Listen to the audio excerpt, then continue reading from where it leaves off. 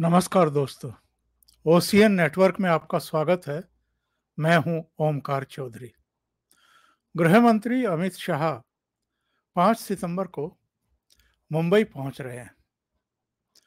कहने को जो सबसे पुराने गणेश मंडलों में से एक लाल बाग के राजा वहां वो पूजा करने के लिए पहुंच रहे हैं, क्योंकि 31 अगस्त से 9 सितंबर तक गणेश चतुर्थी से संबंधित जो समारोह हैं वो चलेंगे और अमित शाह उसी सिलसिले में वहां पहुंच रहे हैं।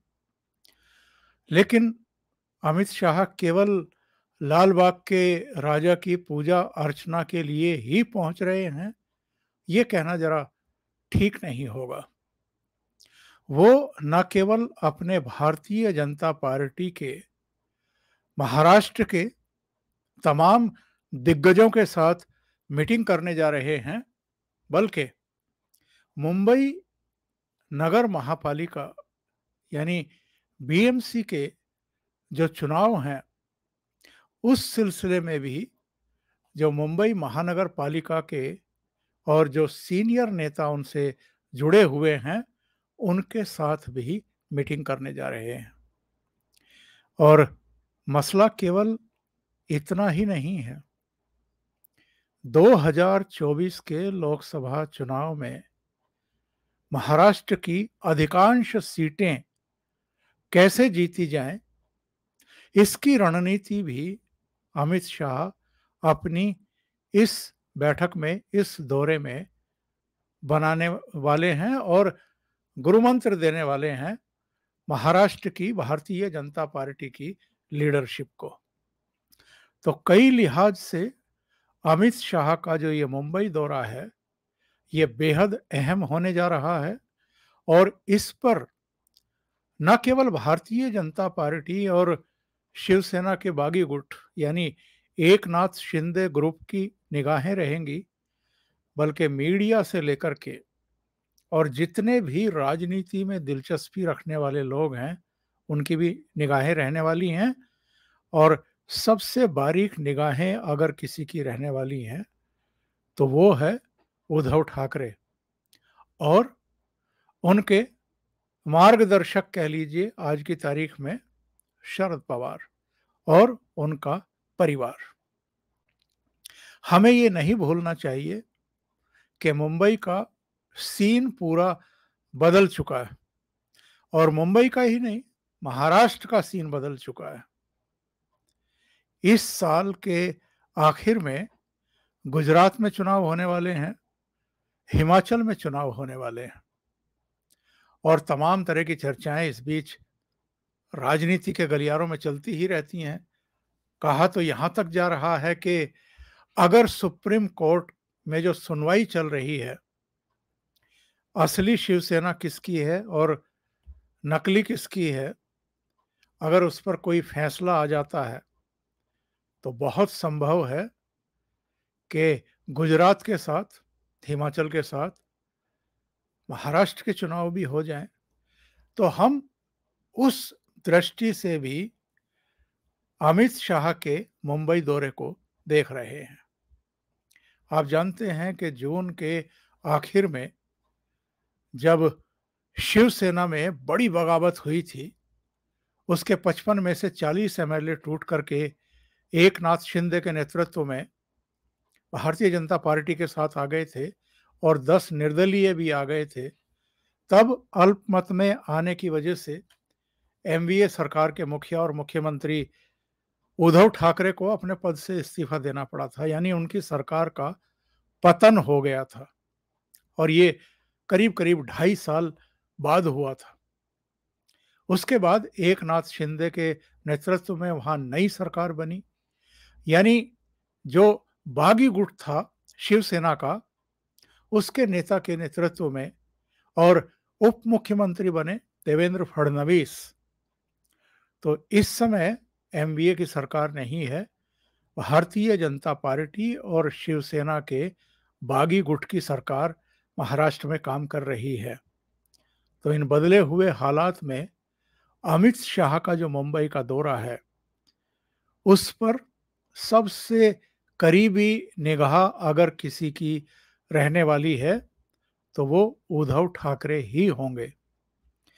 उद्धव ठाकरे बहुत अच्छे तरीके से समझते हैं और जानते हैं कि उन्होंने और जो उनके सेनापति इस समय आर्थर रोड जेल में हैं यानी संजय राउत, उन्होंने अक्टूबर नवंबर 2019 में खुद अमित शाह के बारे में किस किस तरह की टिप्पणियां की थी, जिनके चलते दोनों दलों के रास्ते अलग हुए और शिवसेना शायद पहले से ही तय कर चुकी थी कि उसे येन केन प्रकारेण महाराष्ट्र के मुख्यमंत्री की गद्दी हासिल करनी है।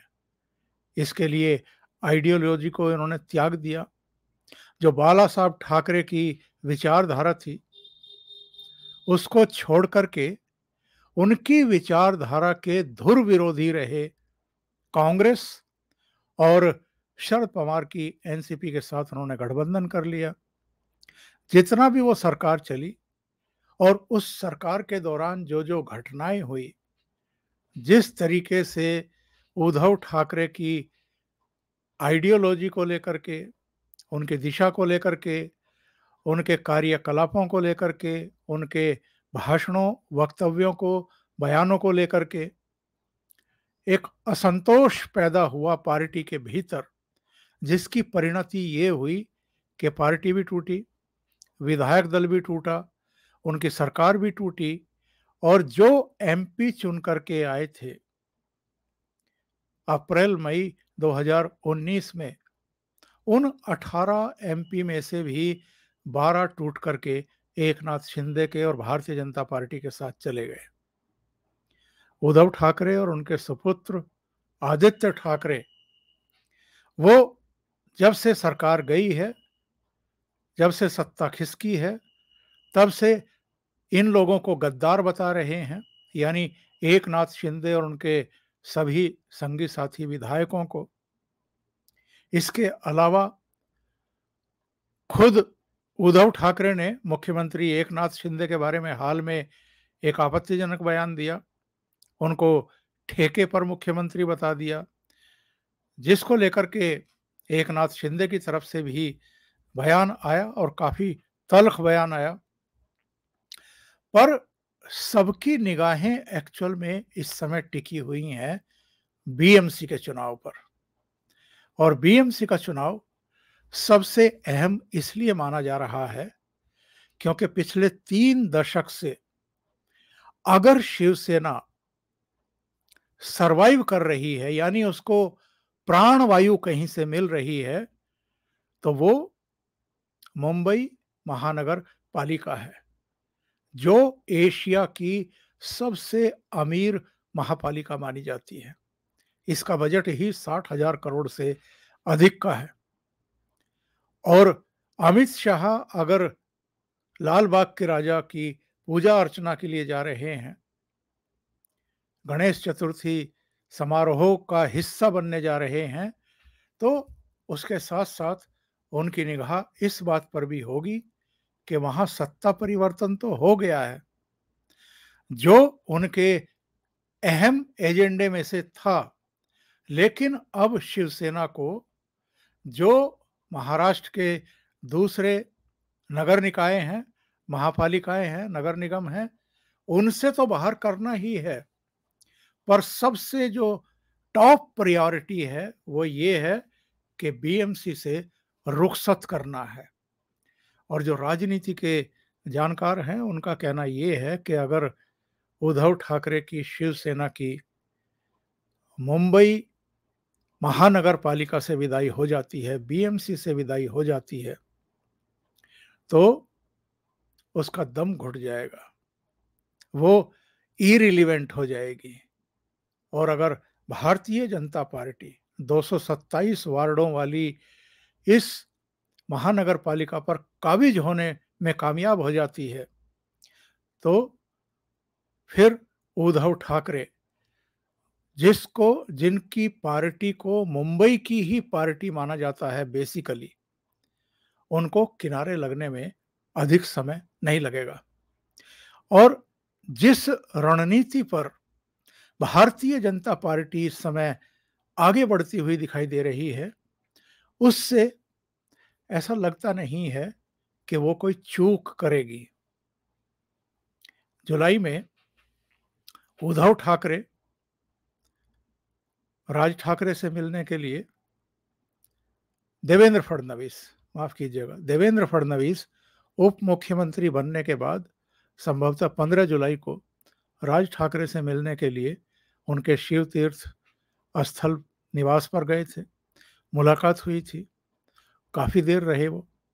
तब भी इन चर्चाओं को पंख लगे थे कि दोनों के बीच में बीएमसी चुनाव को लेकर के भी चर्चाएं हुई होंगी। और अब जबकि अमित शाह मुंबई पहुंचने वाले हैं, उससे ठीक पहले, कुछ ही दिन पहले, राज ठाकरे उप मुख्यमंत्री देवेंद्र फडणवीस के आवास पर पहुंचे। दोनों के बीच करीब 1 घंटे की मुलाकात हुई, चर्चा हुई। किसी तरह का ऐलान अभी नहीं हुआ है गठबंधन का, तालमेल का, समझबूझ का, लेकिन माना यह जा रहा है कि राज ठाकरे इस चुनाव में, यानी बीएमसी के चुनाव में, भारतीय जनता पार्टी को रणनीतिक सपोर्ट और सहयोग देने के लिए तैयार हो गए हैं। इसी तरीके से जो एकनाथ शिंदे हैं और उनके नेतृत्व में जो शिवसेना के 40 एमएलए और 10 निर्दलीय आए हैं, वो भी इस चुनाव में जो मूल शिवसेना है, यानी उद्धव ठाकरे के नेतृत्व वाली शिवसेना है, उनके जो प्रत्याशी होंगे उनको हराने का काम करेंगे। तो ऐसे समय अमित शाह का वहां पहुंचना बेहद अहम माना जा रहा है। और राजनीतिक जानकार तो यहां तक कह रहे हैं कि अमित शाह मूलतः टॉप प्रायोरिटी पर बीएमसी को किस तरीके से भारतीय जनता पार्टी के कब्जे में लिया जाए, इस पर विचार विमर्श करने वाले हैं। हमें और आपको नहीं भूलना चाहिए कि बीएमसी के जो पिछले चुनाव हुए थे, उसमें भारतीय जनता पार्टी और शिवसेना की सीटों में केवल 2 सीटों का अंतर था। तब चूंकि देवेंद्र फडणवीस मुख्यमंत्री थे और शिवसेना सहयोगी थी, यानी सरकार में शामिल थी, तो भारतीय जनता पार्टी ने बड़ा दिल दिखाते हुए शिवसेना को ही अपना मेयर बना लेने के लिए कह दिया था। लेकिन इस बार तो हालात पूरी तरीके से बदले हुए हैं और भारतीय जनता पार्टी नेतृत्व ये बहुत अच्छे तरीके से जानता समझता है कि बीएमसी पूरे महाराष्ट्र में एक बड़ा संदेश देने के लिए कितना अहम रोल निभाएगी और शिवसेना का भी जो आय का बड़ा स्रोत है, उसको भी काटने में कामयाब रहेगी। तो सबकी निगाहें अमित शाह के मुंबई दौरे पर है। इसमें न केवल बीएमसी बल्कि आने वाले 2024 के लोकसभा चुनाव और उसके बाद जो विधानसभा का चुनाव होगा, उसकी तैयारियों को भी वो निश्चित रूप से अंतिम रूप देंगे। अभी के लिए इतना ही। बहुत बहुत धन्यवाद। अगर आपको ये चैनल और इसके कंटेंट पसंद आ रहे हैं तो लाइक करें, कमेंट करें, वीडियो को शेयर भी करें। अभी तक अगर आपने ये चैनल सब्सक्राइब नहीं किया है तो सब्सक्राइब कर लें और साथ में लगे बेल आइकॉन को दबाना ना भूलें, ताकि आगे आने वाले वीडियो और उनके नोटिफिकेशन आप तक पहुंचते रहें। बहुत बहुत धन्यवाद। नमस्कार।